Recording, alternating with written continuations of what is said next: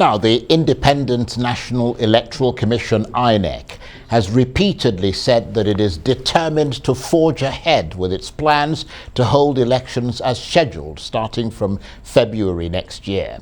And this regardless of the challenges, everything from attacks on INEC's facilities to security for its staff, logistical issues, vote buying, cleaning up the digital voter register, getting past corrupt officials, the integrity of the people who process the data, and the prompt release of all the monies needed to conduct the election. In the face of all that, INEC has been consistently forthright, setting out extra measures to ensure it all goes well. The public, of course, don't know what's going on behind the scenes, but they'll find out soon enough come February the 25th, 2023. So can they be confident that the process is working? Has the introduction of new electronic technology made things easier? And can technology provide a solution to all the problems associated with credible elections in Nigeria? Well, for more on this, I'm joined in the studio by Victor Aluko, Director of Voter Education and Publicity at INEC. Thank you very much for coming in. Thank you. Thanks for having me. Do you feel anxious at all about this upcoming election? Well, not anxious. I'm hopeful that as a country, we will do the right thing. I'm saying as a country because the general election belongs to the entire country, not to INEC as an institution alone or to any stakeholder. It belongs to the whole country, because our future is tied to our present. And if we do well, it will impact positively on our country and even on the sub-region. And so, on the part of my office, that is the International Electoral Commission, we are not anxious. Rather, we are hopeful that we will do what we need to do and that the citizenry will also play their own part. Yes, but beyond the citizenry and all the other parts, I mean, the whole world is watching INEC and Nigeria to see if it'll be an election pace setter for the continent. Do you believe that the conduct of the 2023 election, from the perspective of INEC, will measure up to international standards? It will, because the standard you're talking about, it's all about one man, one vote. One man, one vote is what sustains developed democracies. That's why people in office on election night will go to bed not knowing whether they will win or not. That is the power is right in the hands of voters. And so in this country, we must make sure that that type of democracy is what we operate. That's why people who are elected in offices will actually go to bed on election night, not knowing whether they will win or not. But do you think we should qualify it and what I mean is we are fully returning 100% power to voters. And that's why we're coming up with all the procedures.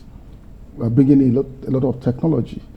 After 2019, we reviewed the procedure, the system we use when we're using smart card readers, its weaknesses, and the way certain persons exploited its weaknesses, took advantage of its weaknesses.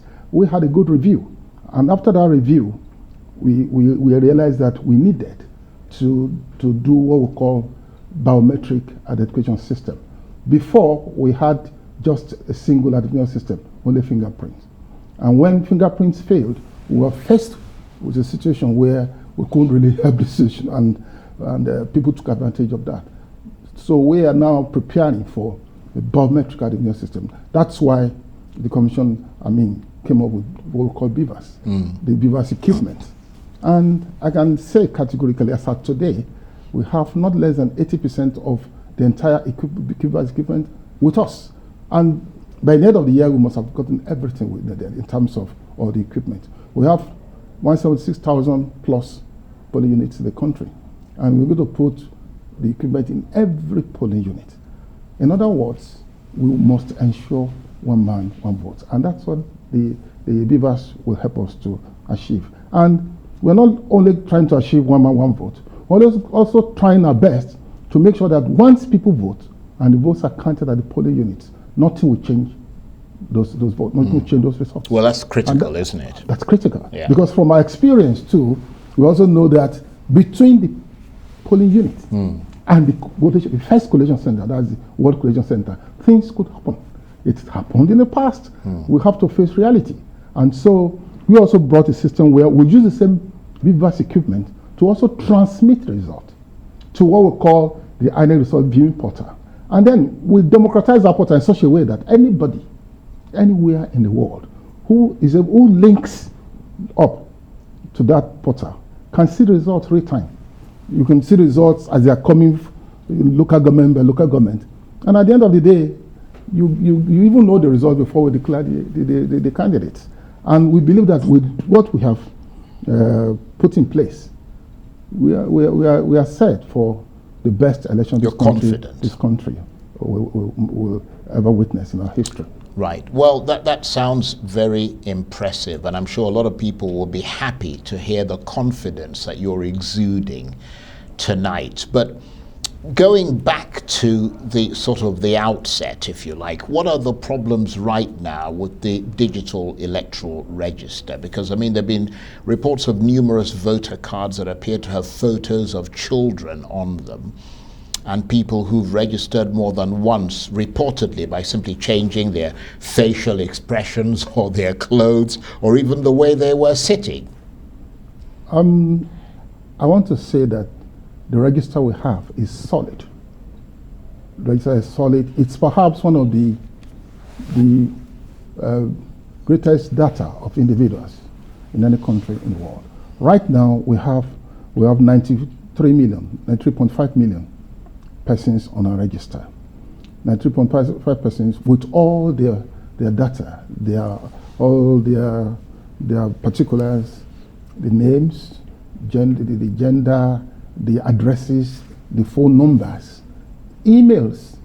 We have all that. That's a lot of data.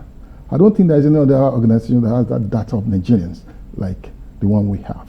Now that register is solid. But I want to say that there's no register with any electoral body in the world that is 100%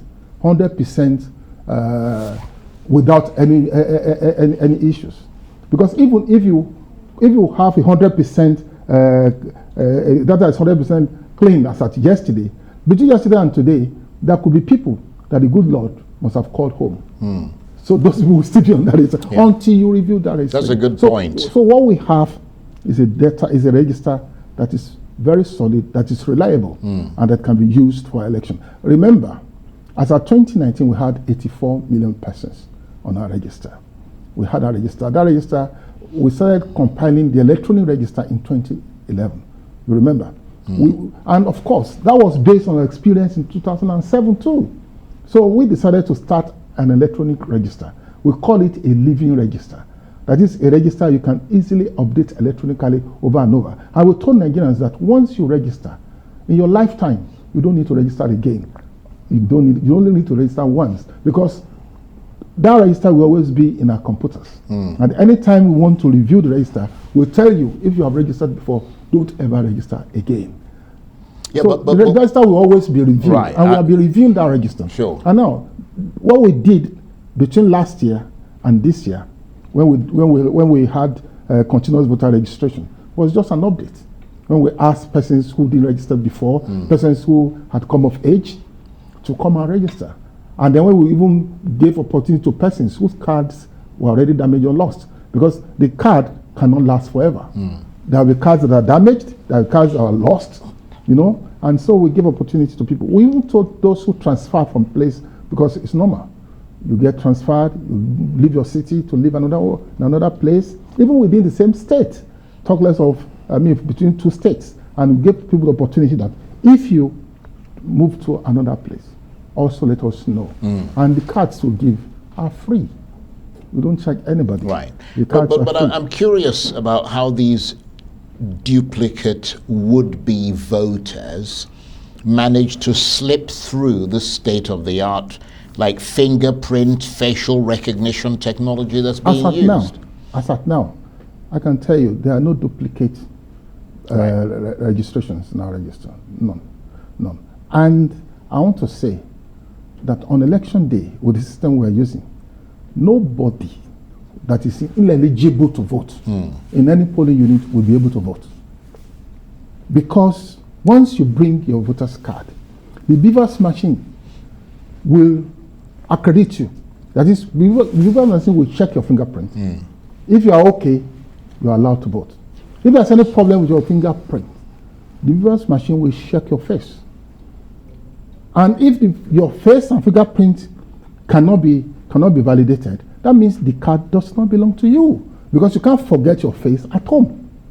Even if your fingerprint cannot show your face, even for ladies, I'm sorry to say, or ladies who must have put layers of makeup, the beavers machine will still identify them no matter the layers of makeup. So what we are saying is, this time around, voter impersonation will not happen.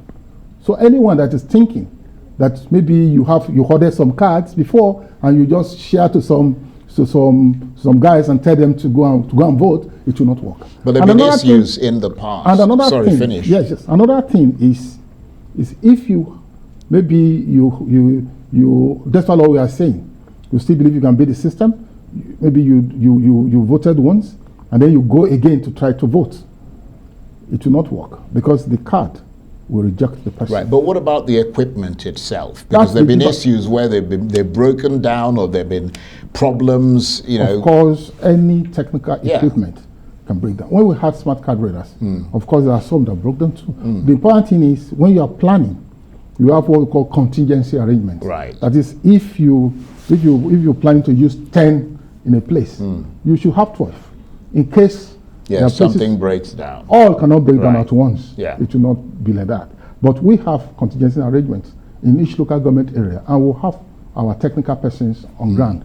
We have what we call RATEX, that is World Technical, we call it Registration Area Technical Assistance, and they will be everywhere. And they'll be in all the polling booths? Yeah, they will be in each local government. Okay, then in each government, they will deploy to the world. Right. They will be moving around. If in your own polling unit, maybe you are a presiding officer, or you have a problem, all you need is just call. Yeah. And they are with you in seconds to help. So I believe the system we are using is such that we will have a clean election. And that's why Nigerians need to show a lot of interest. Because if you are now sure, as we are assuring people, that your vote will count, then all you need to do on election day is to come and vote. Well, there's one other big concern with electronic voting, and that is the back end of it. The integrity of the people at the back end, the people who process the data that is received. Is it possible for people to tamper with it? Can INEC assure us that it is safe and foolproof? To be clear, we are not actually doing electronic voting.